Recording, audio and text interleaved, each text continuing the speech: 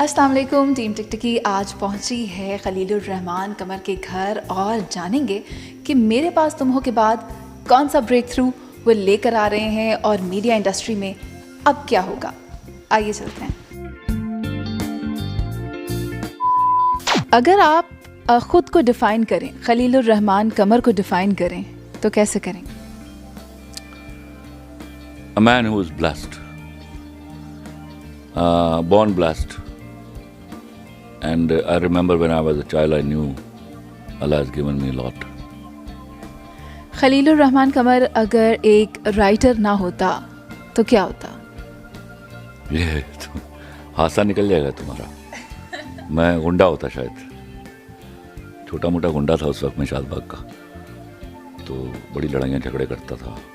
लेकिन मेरा ख्याल है I was a wonderful student, toppers almost all the time. So I was a very successful banker too,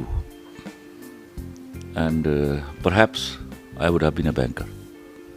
sir जानना चाहूँगी कि आपने गुंडागर्दी का जिक्र कर ही लिया, तो कोई बचपन का वाकया किसी को मारा हो तो वो भी शेयर कर। को नहीं मारा, बल्कि मैं I took my son one day, हम वहाँ पे जिले के नान छोले खाने के लिए जाते हैं, तो मैं वाज टेलिंग हिम, वो ज़रा मॉर्स्कॉड बच्चा है, तो मैंने कहा यार यहाँ जो आदमी मुझे देखकर मुँह फेर लेना, समझो उसकी पिटाई लगी हुई है मुझसे।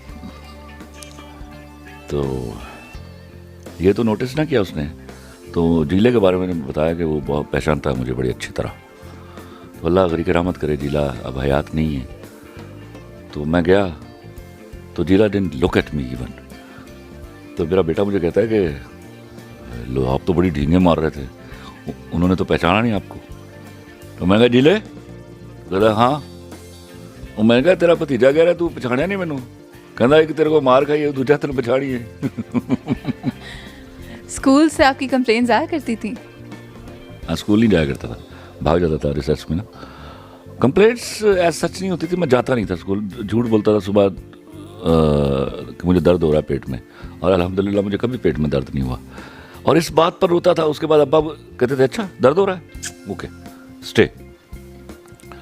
अब मैं इस बात पे रोता था कि यार ये तो मुझे पता है ना कि मुझे दर्द नहीं हो रहा, इनको तो पता है कि मुझे दर्द हो रहा है, तो why they are not taking care of me, you no.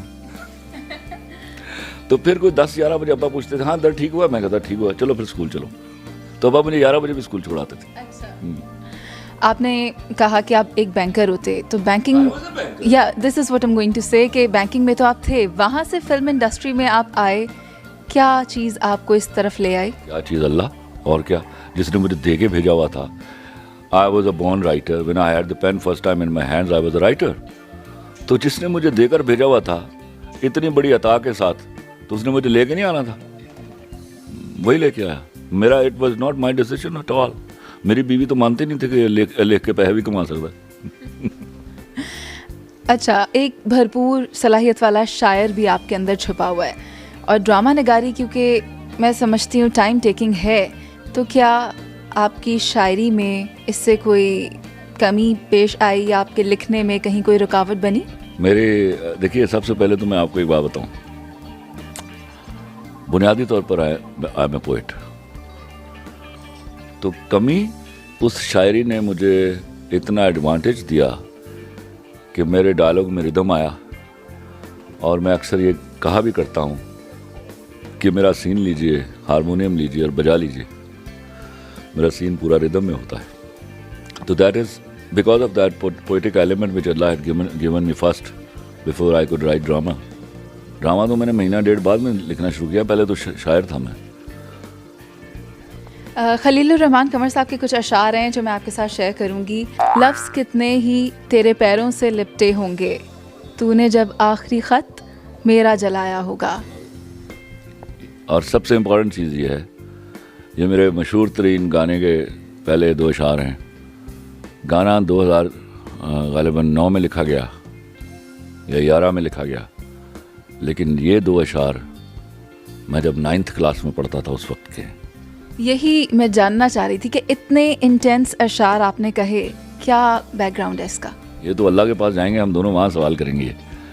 लफ्ज़ कितने ही तेरे पैरों से लिपटे होंगे, तूने जब आखिरी ख़त मेरा जलाया होगा। तूने जब फूल किताबों से निकाले होंगे, देने वाला भी तुझे याद तो आया होगा। और एक गज़ल थी, जब ये राहत साहब गाना गा रहे थे तो इनका फ़ोन आया मुझे। उस वक्त तक मैं राहत से मिला नहीं हुआ था ज़ाती तौर पे। तो उन्होंने मुझे कहा, खलील साहब इतना बड़ा गाना है तो पीछे आलाप मुझे अच्छा नहीं लग रहा, अगर मुझे 2 अशार मिल जाएं। तो मैं उस वक्त प्यारे अफजल का कोई मेरे ख्याल में 21वां एपिसोड लिख रहा था, तो वो ऑन एयर भी था साथ। तो मैंने रोका उसको और मैंने कोशिश की लिखने की। और मैंने कहा हमिंग सुना दो मुझे ताकि वज़न हो जाए।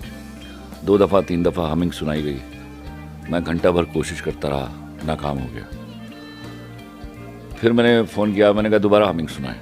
उन्होंने दोबारा हमिंग सुनाई तो मैंने अपनी पुरानी गज़लों को ढूंढना शुरू किया जो उसके वज़न पर आती थी। तो ये गज़ल निकली और इसके 2 अशार मैं और भी सुना देता हूँ जो कम लोगों को मालूम है। लफ्ज़ कितने ही तेरे पैरों से लिपटे होंगे, तूने जब आखिरी ख़त मेरा जलाया होगा। तूने जब फूल किताबों से निकाले होंगे, देने वाला भी तुझे याद तो आया होगा। तूने किस नाम से बदला है मेरा नाम बता, तूने किस नाम से बदला है मेरा नाम बता, किसको लिखा तो मेरा नाम मिटाया होगा। यूं ही कुछ सोच लिया होगा मुकरने का सबब, फिर मेरा जुर्म भी लोगों को बताया होगा। आपके ड्रामाज में ये सेंसेशन और फिक्शन भी देखी गई, बहुत ज़्यादा लोगों की जानिब से उसको पजीराई भी मिली। कहीं ऐसा तो नहीं कि बढ़ा भी देते हैं कुछ ज़ेवे दास्तां के लिए? मैं जहाँ ड्रामा, बल्कि मेरा एक सीरियल था ज़रा याद कर, उस पर आज तक मेरा और बड़ी मेरी अज़ीज़ दोस्त हैं, वो अल्लाह उनको ज़िंदगी दे, और बहुत बड़ी वो प्रोड्यूसर भी हैं और चैनल भी रन करती हैं, मोमना दुरैत। उनसे मेरा आज तक इस बात पे शदीद समझिए सर्द जंग है कि मैं उसका 22वां एपिसोड पे उसको वाइंड अप करना चाहता था और शी वांटेड कि मैं एपिसोड बढ़ा दूं। बल्कि उन्होंने डायरेक्टली मुझसे नहीं कहा था, मेरे प्रोड्यूसर को कहा। I was not ready to.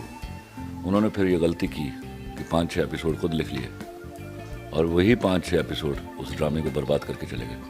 वो सुपर हिट सीरियल था। आपके कौन से ड्रामा का रिस्पांस ज़्यादा अच्छा था, प्यारे अफजल या मेरे पास तुम हो का?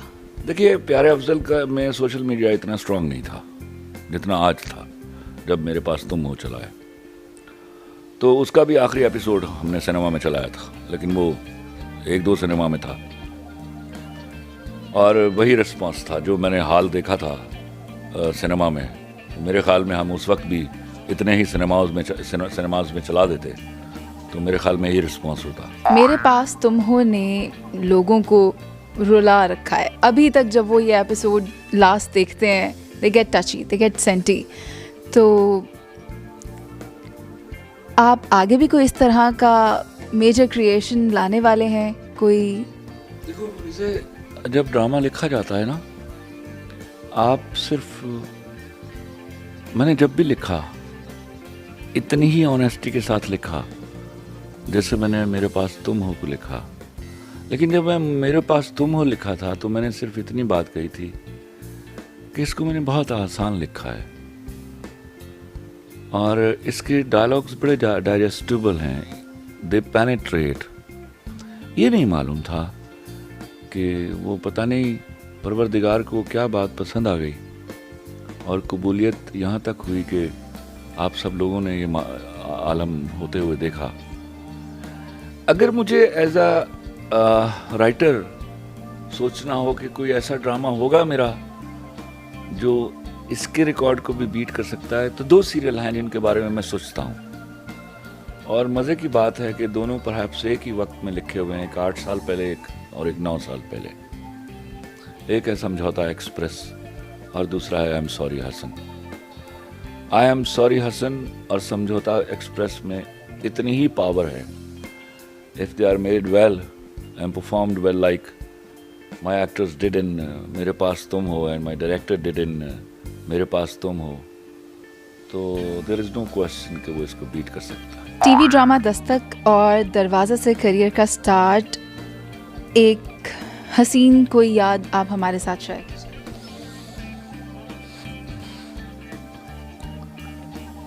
मेरे लिए हसीन बस यही होता है कि काम ख़त्म हो जाए, accomplishment is the beauty in the work, वरना हसीन यादें कम हैं। चूँकि मैं एक परफेक्शनिस्ट हूँ तो मेरी डिमांड भी होती है कि मैं परफेक्शनिस्ट हूँ, मतलब आई ट्राई टू, मैं ना हो सकूँ मुझे उसकी माफ़ी दीजिएगा, but I try to do things perfectly well. तो यही मेरी रिक्वायरमेंट होती है from my actors, from my staff, कि they should do it in a very perfect way and in a very honest way. तो उसके लिए I go to any length. अगर कोई उस परफेक्शन पे पूरा नहीं उतरता और रीटेक्स लेता है तो आपका रिएक्शन क्या होता है? इस पे कभी गुस्सा नहीं करता, नेवर। आप 200 रीटेक्स थे, आप मुझे कह दीजिए 20 शॉट में कि आज मेरा मूड नहीं है, मैं कल कर लूँगा शूटिंग, लेकिन पूरा आपने करना है वहीं जो मुझे चाहिए।